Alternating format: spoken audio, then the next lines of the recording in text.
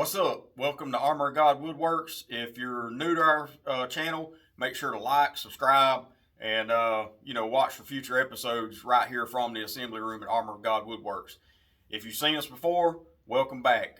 This is the assembly room. This is where we put all of our stuff together, and just welcome to our shop. So I got up and, looking through some things on social media, and I had a question come up on one of my YouTube videos that I did about, when we were building the base cabinet in real time. And the question was about, how we did our dado for our face frame install, and, how did we miss our pocket screws, and what kind of joinery did we use for our face frames. So first things first, we do use pocket hole joinery for our face frames, and we do dado in our face frames for our side panels to come in so that we have a nice tight joint. So how does all that play out, and how does it work? Well, a lot of it depends on what kind of equipment you have, what kind of pocket holes you're using, and exactly how you've got your stuff set up to build your cabinets. A lot of people do face nail their face frames on. I prefer to do it this way, where we dado in the sides. I've been doing this for a pretty good while, and that seems to be the easiest way for me to do it, and it makes the cabinet about twice as strong as it does versus just face nailing the frame on. So that's the way I like to do it, especially if you're building cabinets by yourself. It makes it a whole lot easier. You can slide that side panel down in your dado, and it holds everything nice and straight. And that way it's all good and sturdy the whole time you're trying to assemble it. And that's just the way I prefer to do it. So the question was, how do we do pocket holes and have the dado face frames? So like I said, it kind of comes down to your equipment and your pocket hole joinery system that you use, the lengths of screws and stuff like that. The pocket hole joinery system we use is a Craig system. Been using it for 18 or 19 years probably, and we just really like it. One of the main reasons that we do like it is the availability of the products in the area that we live in.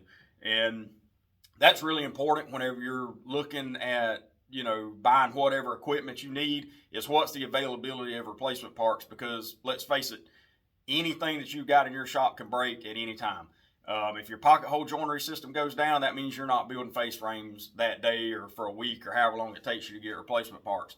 So knowing that my local hardware store carries Craig material, and I've got, I think, 5 or 6 Lowe's within a 50 to 60 mile radius of my shop that carries all the Craig products, I know that if something breaks in my shop related to that I can get it replaced in a timely manner, and I can get right back at it and not have so much downtime in the shop area. Whenever we do our dados, the first thing that you need to do is make sure you get a good quality set of dado blades.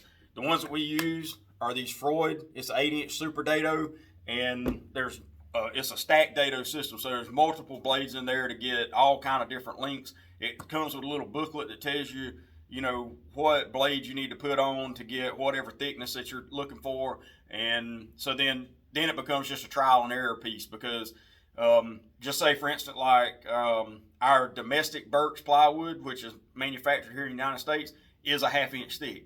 Our import 1/2 inch Birch plywood that we get from, Russia or wherever it comes from, is a shy 1/2 inch. So we have to, kind of maneuver our blades around and change our thicknesses based on, whatever thickness of material that you're using. So don't just assume if you have 1/2 inch plywood that you're going to use the 1/2 inch setup that comes with this in the book. You might have to kind of move some stuff around a little bit and just try it out based on the thickness of your material. So make sure, first of all, if you're going to dado, make sure you got a good set of dado blades. That's going to be the first thing. And you want to make sure you get nice, clean dado cuts like this. There's no chatter, there's no junk left inside of it, and it just gives you a nice, clean row to put your plywood in, or whatever this dado is actually accepting. So whenever we were first starting out, trying to figure out, how all this was going to work, first thing we had to take into account was, where's our screw going to end up? This is our stile. So this is the vertical piece that's on, and this would be our rail, which is the horizontal piece on our cabinet. And this is the piece that will screw into the stile. Obviously we've got to miss that dado that's in here, because we don't want the screw, sticking out, because we're putting our face frames together before we put our plywood in there. So we want to make sure that screw's not sticking out. So what we use is an 1.5 inch screw to put these together with. And so in my pocket hole right here, there's about a 1/2 inch from the end of this, from the bottom of my pocket to the end of my board. And so I know I'm going to be going into this material about 1 inch. The distance I have from here to the inside of my dado is 1.25 inches. So I know if I'm in 1 inch, I'll never hit that dado. So I'm not really concerned about that. And so knowing what my lengths of all my fasteners are and knowing my distances on my wood and everything, I know that I'm not gonna have a problem with that. So when we join this up, it's just as simple as, you know, putting it down on the table like this. And we use a manual clamping system. I know they make those big pneumatic tables and everything. We actually looked at getting one, but I don't know that would really speed up our process very much. And it's going to take up a huge amount of space in this shop. And I don't know, we might get one later on, but right now I really like this manual clamping system, and we've been doing it like this for, you know, as long as we've been open, and we hadn't had a problem with it, and we really like it. And so it's pretty basic when you're putting these things together. Clamp it down, take your 2 screws in your pocket holes, put the screws in there, screw it in nice and tight, unclamp it, and you're done. And now you got a nice joint, and you can see in that dado that the screw did not penetrate into this pot right here, so you're not really worried about that. So that's how it works with this. Now there are different kind of pocket hole systems that use different angles, and so that's one thing you'd have to take into account when you're doing something like this, is what is the angle of the screw going down from your connecting piece into the piece that you're trying to, you know, screw to. I know, just say for instance, like the Castle pocket hole joiner, it's a little bit flatter when the screw goes in, and so, you know, that would all come down to the length of your fastener. As long as it's not longer than the meat that you got left before your dado, you should be fine. I wouldn't be too concerned about it, and there's nothing really to be scared of at all. So that's where, you know, you'll have to kind of play with a little bit and figure out what works best for you in your shop and your pocket hole joiner system. And so the reason that we do this like this, you can see on this side, we've got about a 1/4 inch left right here on the end of this board. And then we've got our dado, and then we got about 1.25 inches of meat left on the inside right here, which will be on the inside of the cabinet where we hinge our doors or we put our drawer guides in or whatever. And the reason we leave that 1/4 inch right there is if we come back and skin this thing on a finish end and we put 1/4 inch plywood, it'll work out almost flush with this edge right here, and it'll give you a nice, clean, sleek finish down that end. And also, if you're doing this, like where you got 2 cabinets butting up against each other, or this one's going against a wall, if something doesn't fit just right, you got a 1/4 inch of adjustment on this side that, you know, you can kind of manipulate a little bit, because let's face it, whenever you go into a house to install, nothing's going to be perfectly straight every time. So something's going to might just be a little bit, you know, off a little. So that'll give you a little bit of adjustment on that side. And plus, whenever you're butting cabinets together, you don't want that whole 24 inch end of the cabinet to be touching the 24 inch of another cabinet, because if it's not all perfect, then you're going to have a gap somewhere. And this right here gives you a little bit of a relief for that purpose. If your wall's a little crooked on the back and your cabinet's kind of kicked and you have to straighten it all out, then this right here will give you that relief, so you're not having a gap on the front of the cabinet. There might be a little on the back, but, you know, that'll all be covered up with countertops.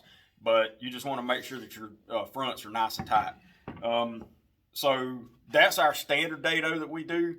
And whenever I was saying earlier about the difference in thickness, this is an import 1/2 inch birch, so it's actually shy of a 1/2 inch.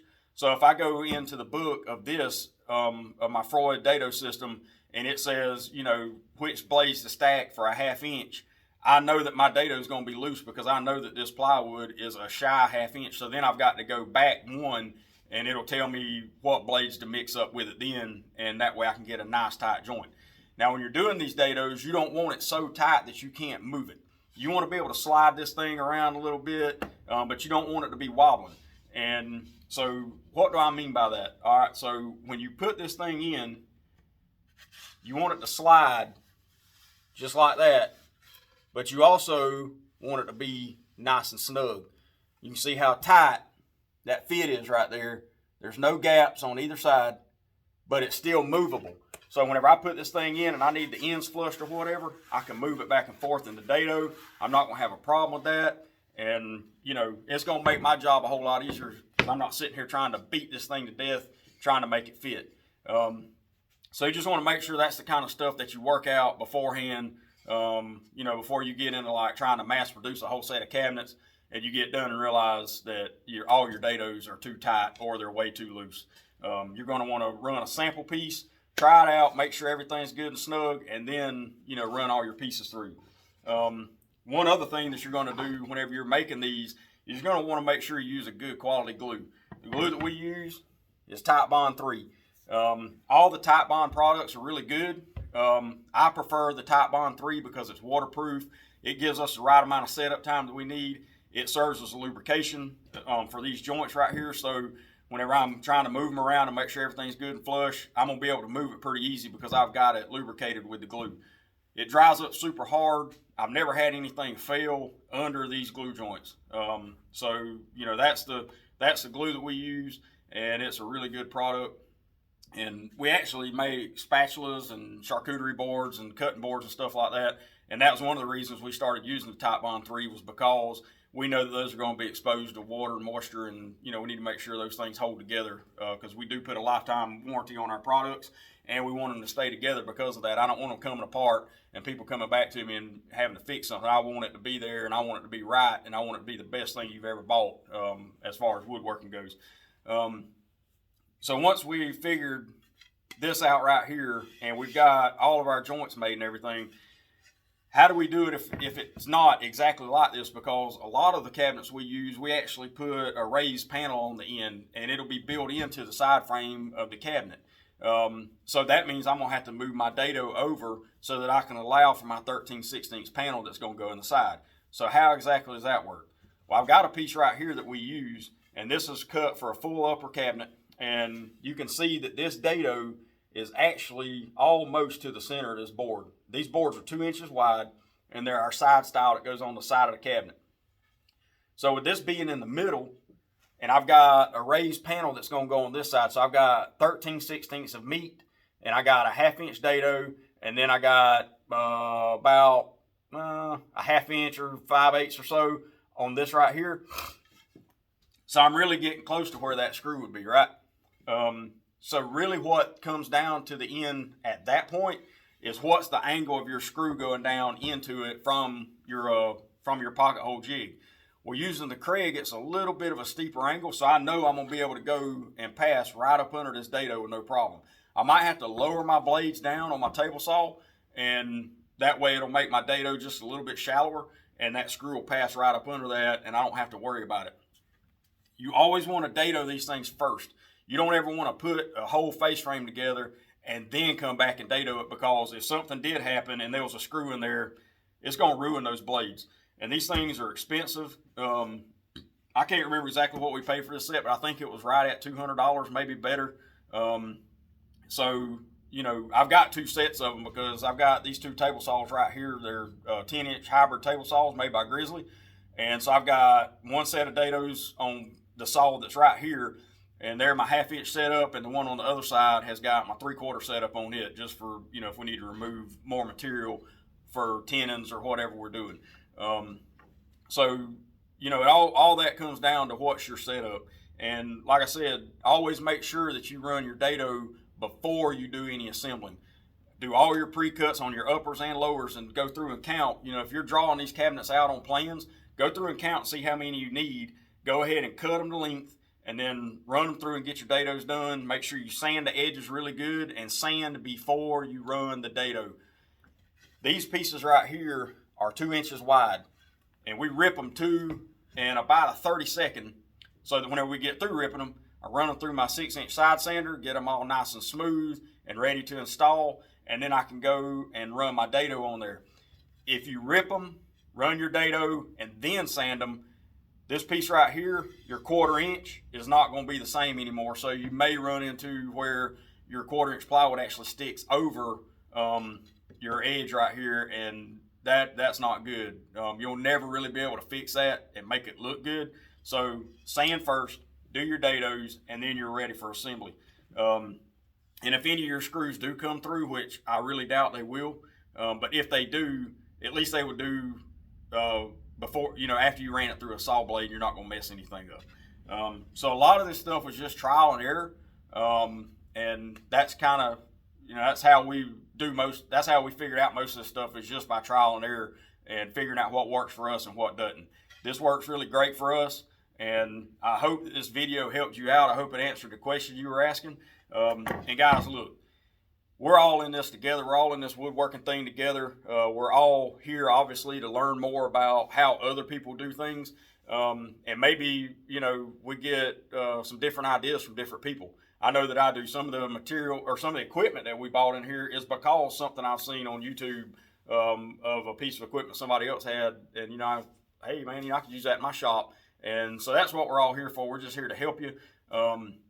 And if you have any questions from Armor of God Woodworks, just put them down below, and I'll get back to you as soon as I can. And the more questions I have, the more opportunities for videos, the more opportunity for learning will be out there, because I don't know what you know, and I don't know what you don't know. And so feel free to ask questions, and I'll answer them as fast as I can. And we'll take some of those questions and we'll make videos out of them, just like we did this. So anyways, I hope that answered your question, and let's all have a great new year. It's New Year's Eve right now, and it's been a great year this year, and I hope everybody has a great 2023.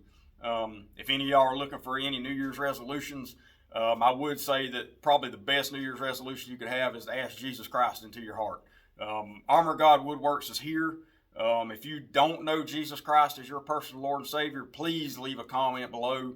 I'll get in touch with you the best way I can. I'll pray with you. We all got one shot at this life, and Jesus Christ laid his life down for us so that we could have the lives that we have. We live by freedom, we live by faith, and we live by love. And we want everybody to know who Jesus Christ is. So if you know him on a personal level, hey man, just keep on fighting the good fight, and try to spread your faith around. If you're excited about it, then make sure everybody else is excited about it. And go forth and make disciples of all nations. That's what Jesus told us to do.